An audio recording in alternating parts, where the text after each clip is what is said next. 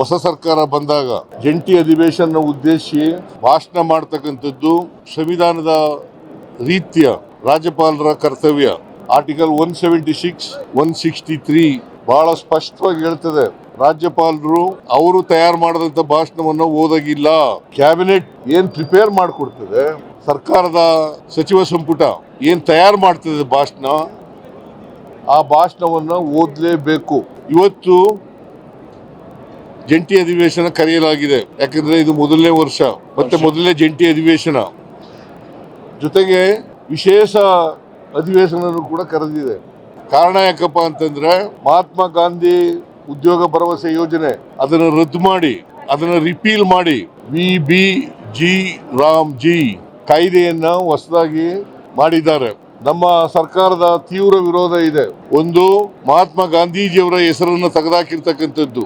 ಎರಡನೇದು, 20 ವರ್ಷಗಳ ಹಿಂದೆ 2005 ಮನಮೋಹನ್ ಸಿಂಗ್ ರವರು ಪ್ರಧಾನಮಂತ್ರಿ ಆಗಿದ್ದಾಗ ಅವರು ಡೈರೆಕ್ಟಿವ್ ಪ್ರಿನ್ಸಿಪಲ್ಸ್ ನಲ್ಲಿ ಇರ್ತಕ್ಕಂಥ ಸಂವಿಧಾನದ ನಿರ್ದೇಶನಗಳಲ್ಲಿ ಇರ್ತಕ್ಕಂಥ right to work, right to food, right to education, right to information ಈ ಕಾಯ್ದೆಗಳನ್ನ ತಂದಿದ್ರು.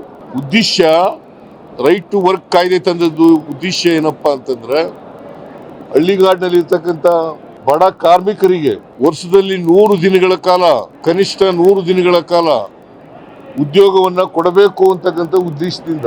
ಇದರಲ್ಲಿ ದಲಿತರು, ಕಾರ್ಮಿಕರು ಮತ್ತು ಮಹಿಳೆಯರು, ಸಣ್ಣ ರೈತರು ಇದರಲ್ಲಿ ಇದ್ದಾರೆ.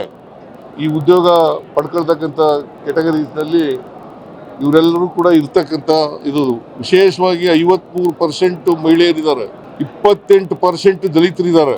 ಇವ್ರಿಗೆ ಉದ್ಯೋಗ ಕೊಡ್ತೀವಿ ಅಂತಕ್ಕಂಥ ಖಾತ್ರಿ ಇಲ್ಲ.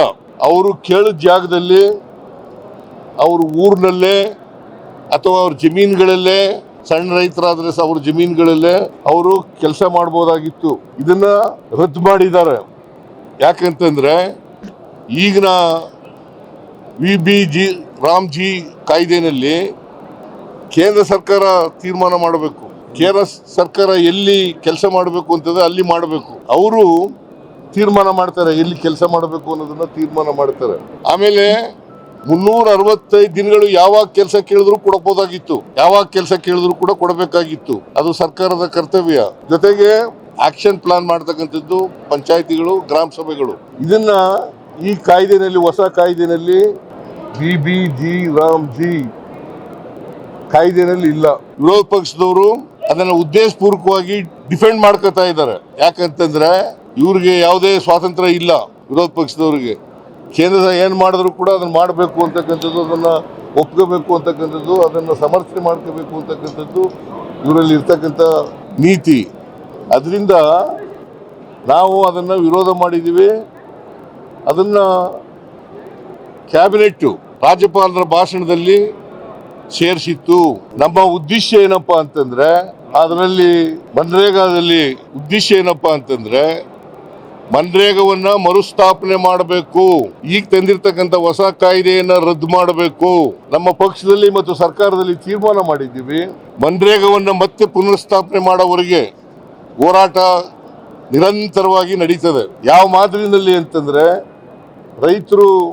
ರೈತ ವಿರೋಧಿ ಕಾಯ್ದೆಗಳನ್ನ ತಂದಿದ್ರಲ್ಲ, ಅವುಗಳನ್ನ ವಾಪಸ್ ತಕೊಂಡ್ರಲ್ಲ, ಅಲ್ಲಿವರೆಗೂ ಕೂಡ ನಾವು ಹೋರಾಟವನ್ನ ಮುಂದುವರಿಸತಕ್ಕಂಥ ಕೆಲಸವನ್ನ ಮಾಡ್ತೀವಿ. ಆದ್ರೆ ರಾಜ್ಯಪಾಲರು ಕ್ಯಾಬಿನೆಟ್ ತಯಾರು ಮಾಡದಂತ ಭಾಷಣವನ್ನ ಓದ್ದೇನೆ ಅವರೇ ತಯಾರು ಮಾಡದಂತ ಒಂದು ಪ್ಯಾರಾ ಭಾಷಣವನ್ನ ಓದಿ ಸಂವಿಧಾನದ ವಿಧಿಗಳಿಗೆ ವಿರೋಧ ಮಾಡಿದ್ದಾರೆ, ಉಲ್ಲಂಘನೆ ಮಾಡಿದ್ದಾರೆ. 176, 163 ಇಟ್ಸ್ ವೆರಿ ವೆರಿ ಕ್ಲಿಯರ್. ಈ ಶಲ್ ರಾಜ್ಯ he or she shall read the speech prepared by the cabinet of the government. ಇದು ಇರ್ತಕ್ಕಂಥ ವಾಸ್ತವ ಪರಿಸ್ಥಿತಿ.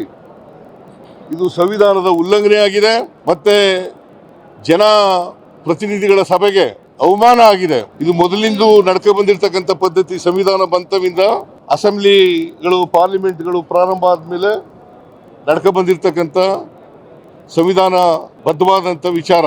ಇದನ್ನ ಉಲ್ಲಂಘನೆ ಮಾಡಿದ್ದಾರೆ. ಇದನ್ನ ನಮ್ಮ ಸರ್ಕಾರ ಪ್ರತಿಭಟನೆ ಮಾಡ್ತದೆ, ನಮ್ಮ ಪಕ್ಷ ಪ್ರತಿಭಟನೆ ಮಾಡ್ತದೆ, ನಮ್ಮ MLAಗಳು ಪ್ರತಿಭಟನೆ ಮಾಡ್ತಾರೆ, MLCಗಳು ಪ್ರತಿಭಟನೆಯನ್ನು ಮಾಡ್ತಾರೆ. ಇಡೀ ರಾಜ್ಯದಲ್ಲಿ ನಾವು ಹೋರಾಟವನ್ನು ಹಮ್ಮಿಕೊಂಡಿದ್ದೀವಿ. ರಾಜ್ಯಪಾಲರು ಕೇಂದ್ರ ಸರ್ಕಾರದ ಕೈಗೊಂಬೆಯಂತೆ ವರ್ತಿಸಿದ್ದಾರೆ. ಕೇಂದ್ರ ಸರ್ಕಾರ ಮಾಡಿರ್ತಕ್ಕಂಥ ತಪ್ಪನ್ನು ಮುಚ್ಚಿಕೊಳ್ಳಲಿಕ್ಕೋಸ್ಕರ ರಾಜ್ಯಪಾಲರ ಕೈಲಿ ಬೇರೆ ಭಾಷಣವನ್ನು ಓದಿಸಿದ್ದಾರೆ. ಇದು ಸಂವಿಧಾನ ಬಾಹಿರ, ಸಂವಿಧಾನದ ಉಲ್ಲಂಘನೆ. ಅವರ ಕರ್ತವ್ಯವನ್ನ ಪಾಲನೆ ಮಾಡಿಲ್ಲ, ಅವರ ಜವಾಬ್ದಾರಿಯನ್ನ